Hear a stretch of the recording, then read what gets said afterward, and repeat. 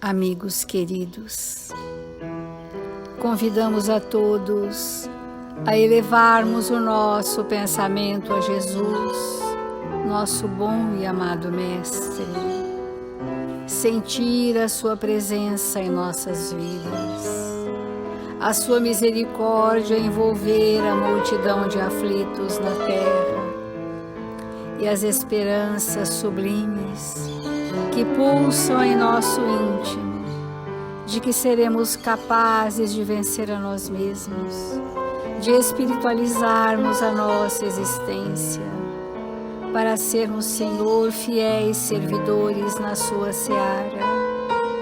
Aqui estamos, Senhor, recebendo do seu Evangelho a fonte luminosa que há de saciar os nossos espíritos da luz da verdade. E os amigos espirituais que nos envolvem, nos trazendo vibrações de bom ânimo, esperança e paz em nossos corações. Nesta manhã luminosa em nossas vidas, em seu nome, Senhor, e em nome dos Espíritos responsáveis por este Evangelho, iniciamos a nossa reflexão desta manhã. Obrigada, Senhor. Obrigada, amigos, e que assim seja.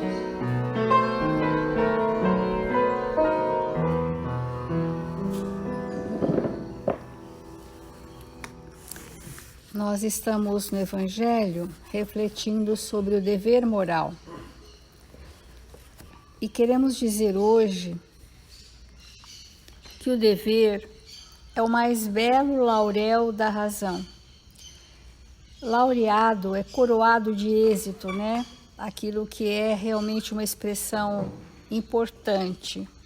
O dever é o coroamento, né? Da razão. Depende da razão como o filho depende de sua mãe. Então o dever, ele é um fruto da estruturação da razão que temos tanto refletido aqui na casa.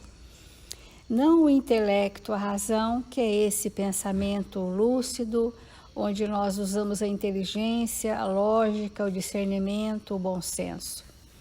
Esses pilares que estruturam a nossa razão, eles, então, têm como uma consequência a expressão do dever moral.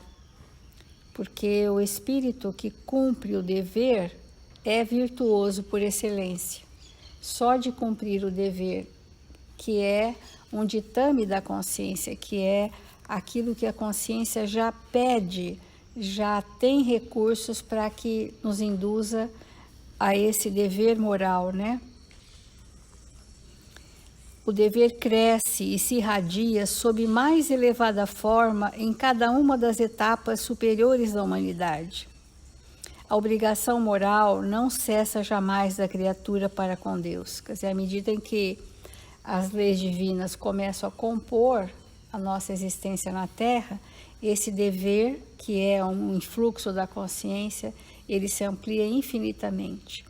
Então, quanto mais responsável moralmente o espírito, maior o seu nível de dever e mais lúcida a sua razão, porque, segundo o Evangelho, o dever é o coroamento, né? É a parte maior da expressão da razão. Que quando esta razão se manifesta, nós vamos aprender a educar as emoções infelizes, as emoções descontroladas. Então, o dever, ele tem também essa função de dar continência aos impulsos que surgem da nossa anterioridade dissociados da razão, né? Porque se eles são impulsos desgovernados, eles estão apartados da lucidez da razão. Então, no nosso compromisso moral, no nosso dever moral, que é nos tornarmos homens de bem, que é isso que o Evangelho nos traz, né? os relacionamentos são para nós a oportunidade redentora para transformar sentimentos e nos tornarmos homens de bem. Se nós fizermos ações isoladas, até produtivas, isoladamente, sem ninguém, essa ação ela tem um proveito muito relativo. Ela passa a ter um realmente aproveitamento para a evolução do espírito quando nestas ações incluem-se pessoas. Tanto que as pessoas com mais sentimentos vivos têm mais necessidade de se relacionar profundamente uns com os outros e gerar novos sentimentos. Nessa linha de pensamento que o Emmanuel está trazendo para nós, sobre o uso da palavra, ontem nós falamos da palavra de Jesus, né? E como essa palavra move a humanidade até hoje, né? E hoje eu gostaria de trazer um aspecto bem mínimo, mas importante da nossa palavra, que muito interfere e dificulta os relacionamentos. É a palavra queixosa, a lamentação, a vitimização. É uma forma de comunicação através da palavra. E o Emmanuel, no livro Vinha de Luz, na lição Queixas, ele diz assim: irmãos, não vos queixeis uns contra os outros, para que não sejais condenados. É uma citação de Tiago 5,9. A queixa nunca resolveu problemas de ordem evolutiva. Entretanto, se nós, os aprendizes do Evangelho, os espíritos trabalhadores cristãos, somássemos os minutos perdidos nesse falso sistema de desabafo, admirar-se-iam do volume de tempo perdido. Se nós ativéssemos o que a queixa provoca, ela vem, que é os sofismas da paixão, ela vem vestida de um desabafo, mas ela é uma insatisfação, ela é uma rebeldia, ela é uma queixa. E esta queixa, segundo Emmanuel, se transforma, é um vício. A queixa é um vício imperceptível do pensamento e da palavra, que distrai pessoas bem intencionadas da execução do dever justo. Então, vamos pensar em nós e percebermos que às vezes nós temos um tom lamentoso e queixoso, mesmo que não tenha fundamento. Já é uma característica daquele ser, esse azedume, essa insatisfação constante, essa lamentação, o tom vibratório da palavra da queixa é lamentoso. E nada basta. Tudo é motivo de uma queixa. Desde a hora que nós cumprimentamos a pessoa, ela já vem, nunca está bem. Sempre, vamos indo, mais ou menos, isso, aquilo. Então, mesmo que haja na nossa vida um extremado momento de desafio e até de sofrimento, não há necessidade da gente fazer essa discordância com o nosso processo evolutivo, porque aquele momento eu criei para mim como sendo um momento importante da minha evolução. Momento que eu criei para mim, eu estou arcando com a consequência. Emmanuel diz que muitos trabalhadores valiosos, não se referem a sofrimento e serviço como espírito de repulsa à tarefa que lhe foi cometida. Não tem essa lamentação. O espírito passa pela luta, pela dificuldade, e ele vai fortalecido na sua fé, na sua coragem, até chegar à gratidão por aquele momento, ao invés do queixume, da lamentação, da vitimização, chegar num estado de gratidão a Deus por aquele momento que eu criei para mim e que agora estou me ajustando com a lei. A amizade, muito importante, e a confiança mútua autorizam confidências. É muito necessário nós termos amigos que nós podemos confidenciar, trazer as nossas questões, é muito importante.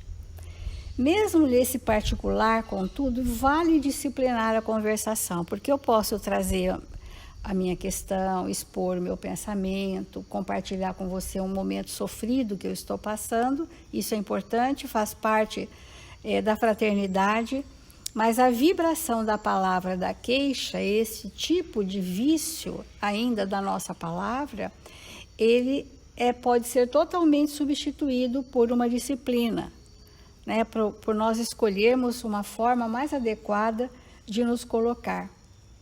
A palavra lamentosa desfigura muitos quadros nobres do caminho, além de anular grandes cotas de energia improficuamente. Tem um desgaste, né? Tem horas e horas perdidas naquela lamentação que nada mais é do que uma reverberação do pensamento fixo num problema. Fica fixo, fica circundando naquele ponto, não se sente saída. E como nós temos falado, o nosso pensamento, ele escoa a nossa personalidade. E a palavra dá significado às imagens do pensamento. Então, se eu estou escoando de mim a minha personalidade, eu preciso ter o filtro desses valores que nós estamos falando, do dever cumprido, esse filtro que já podemos desenvolver em nós, o filtro que vai trazer a palavra adequada para a mesma queixa, para a mesma dor, sem o tom pejorativo da insatisfação, da queixa, da lamentação. Então, o discípulo do Evangelho deveria, antes de qualquer alusão amargosa, queixosa, tranquilizar o seu mundo interno e perguntar a si mesmo: queixar por quê? Não será a esfera de luta o campo de aprendizado? Acaso não é a sombra que pede luz, a dor que reclama alívio? São reflexões.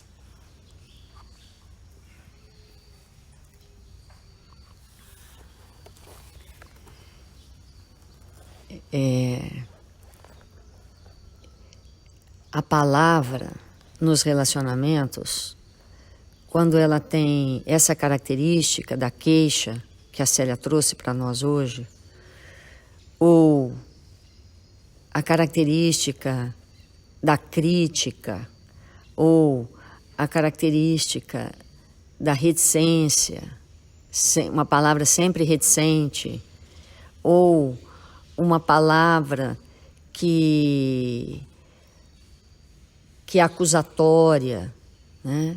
Que está sempre voltando no passado, nos relacionamentos, uma palavra que é irônica, toda aquela palavra que não corresponde a uma palavra evangelizada, ela carece basicamente de dois elementos importantes, que é a compreensão e a aceitação.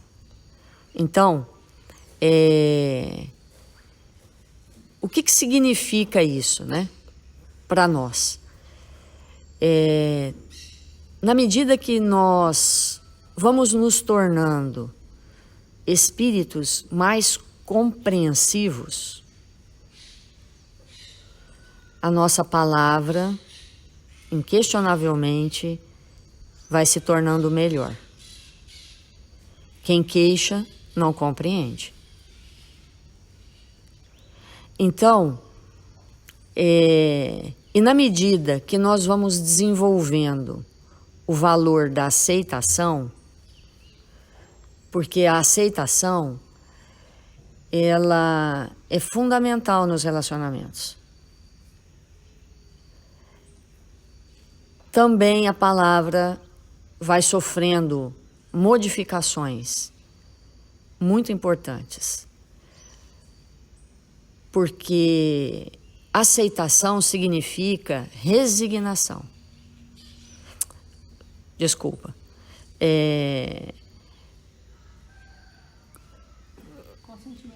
O consentimento da razão. Então, é importante que a gente aceite tudo que está ao nosso redor. E essa aceitação, ela vem no momento que a gente entende que nós fizemos e estamos fazendo tudo que nos cabe, e mesmo realizando tudo que está à nossa altura e na nossa possibilidade, as coisas não se modificam. Então, é necessário que a gente aceite aquela situação, aquela circunstância, que muitas vezes é penosa, é constrangedora, é difícil, mas que é necessário uma profunda aceitação. Então vamos entender o que pode nos levar a ter um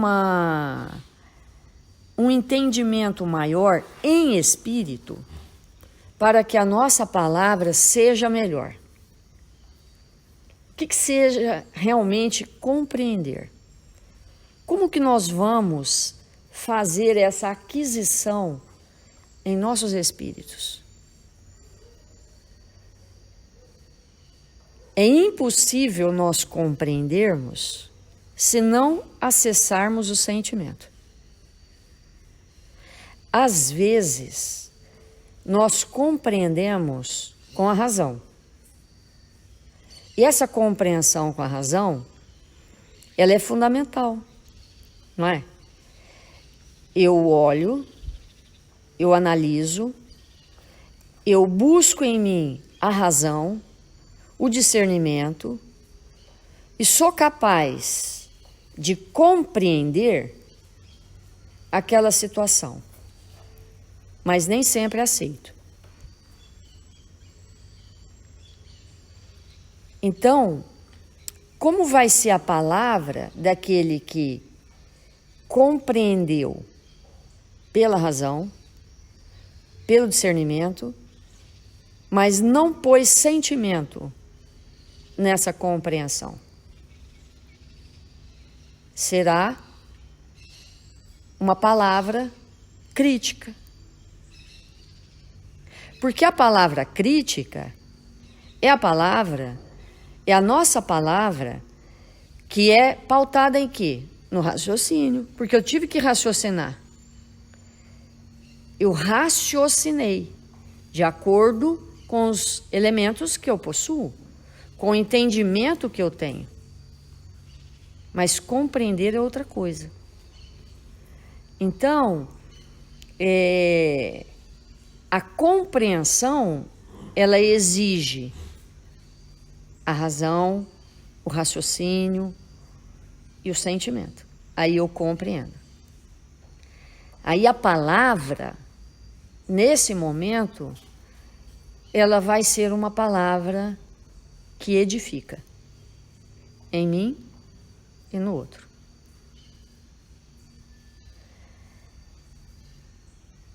Para que eu possa ter essa compreensão, é necessário que eu alimente o campo mental de verdade,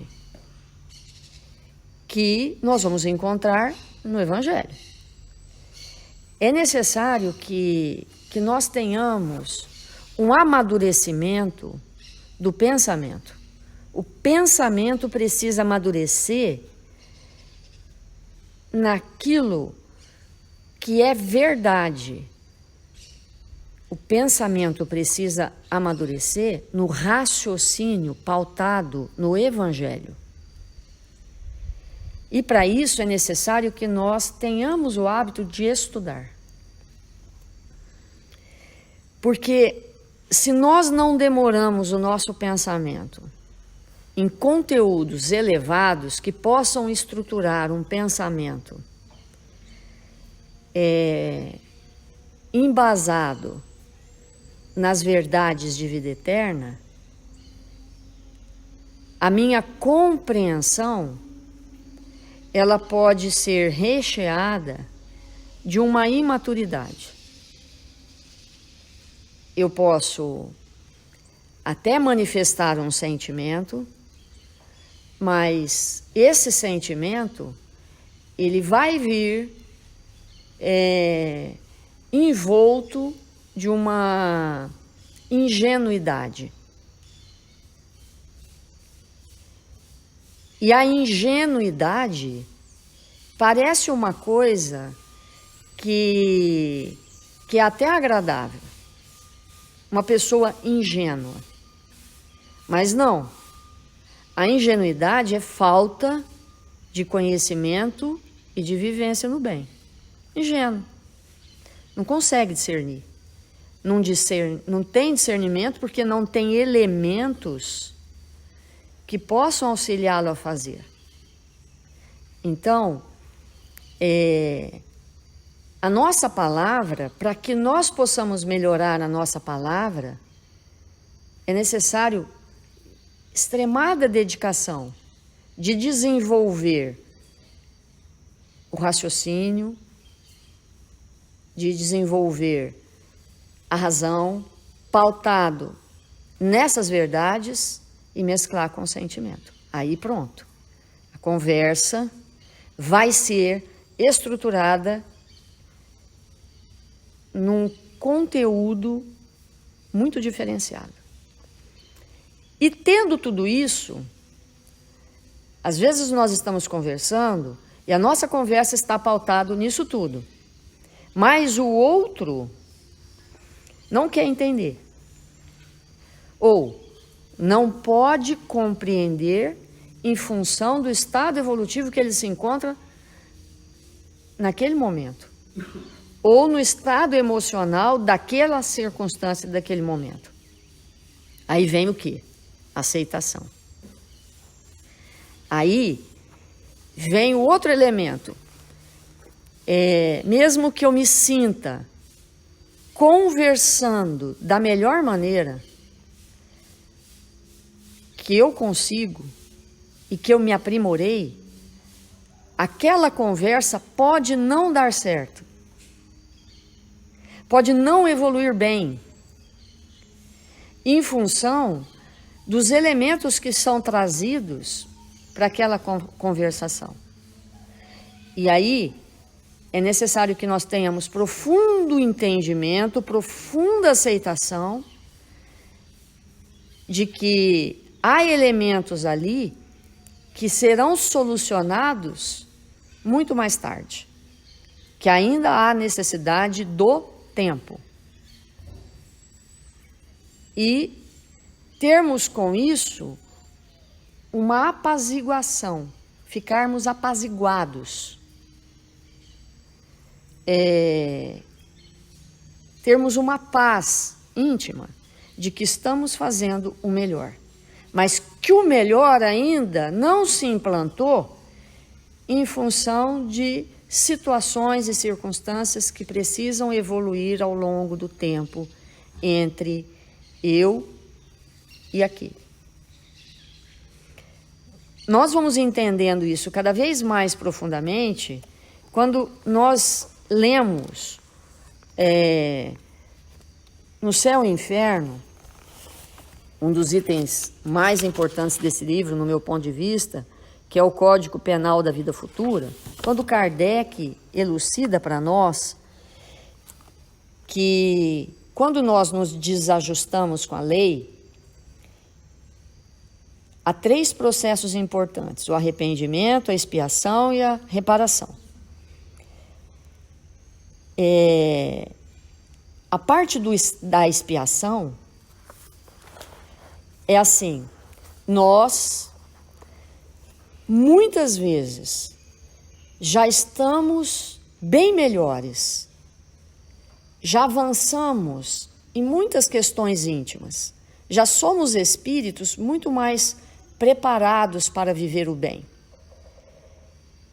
Já entendemos muita coisa, já aceitamos o Cristo, já estamos no processo de nos cristianizarmos, mas ainda resta naquela relação, naquele relacionamento, expiações.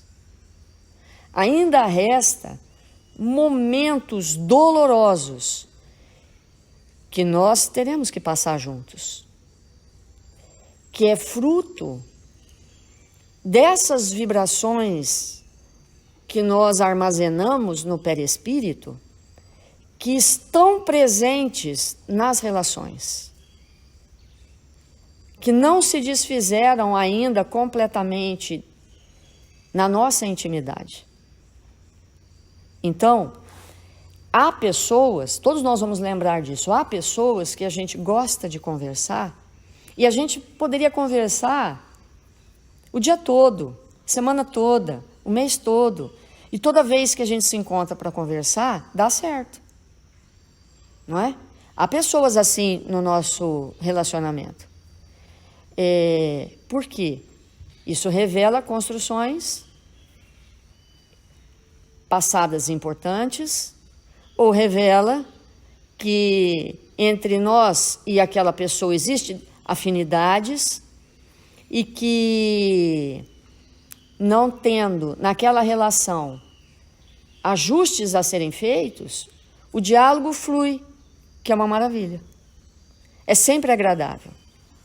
Outras relações, às vezes dá certo a conversa, às vezes não dá certo, por mais que a gente se esforce. E há aquelas que não dá, que em hipótese alguma dá certo. Não há como conversar, não há como estabelecer um diálogo fraterno, porque essas energias vibram com tal intensidade que realmente dificulta. E aí é necessário um trabalho muito maior. Mas que se nos encontramos nesta existência, é para que esse processo, pelo menos, seja iniciado com muita intensidade, se não houver tempo para finalizar. Então, vamos refletir profundamente nesse conteúdo e compreendermos assim, o quanto, vamos perguntar para nós, o quanto há de compreensão e de aceitação na nossa fala, na nossa palavra. Vamos perguntar para aqueles que nos cercam, que são mais próximos, como eles sentem a nossa palavra em relação a nos compreender ou serem compreendidos e em relação à aceitação. Vamos fazer a nossa prece.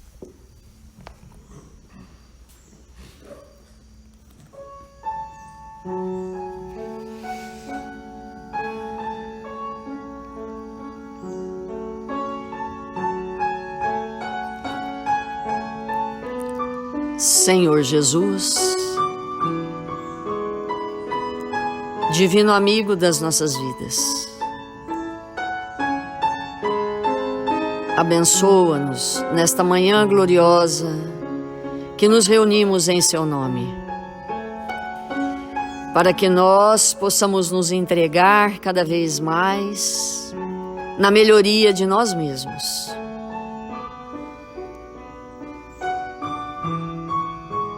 Permite, Senhor, que possamos, ainda nesta existência, lapidar a nossa palavra, para que ela chegue àqueles corações que vêm ter conosco o que temos de melhor.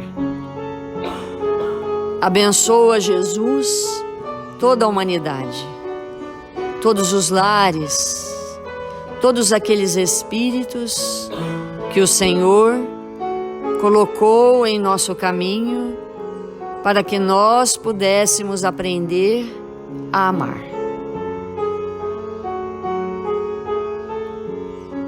Que nesta hora tão importante do Brasil, Ismael, com sua equipe generosa e sábia, possa sustentar os rumos seguros desta nação de luz. Para que nós, brasileiros, possamos caminhar com passos firmes, nos lembrando dos ensinamentos de Jesus, para que possamos nos sustentar uns aos outros, realizando com primor aquilo que viemos fazer na terra do Cruzeiro. Que a nossa contribuição não seja tímida, que as nossas ações possam repercutir de maneira evangelizada aonde quer que estejamos. E confiantes no seu amor e na sua misericórdia, Jesus, rogamos luz a todos aqueles que estão à frente de conduzir a nação. Sê conosco, Senhor, agora e sempre. Que assim seja.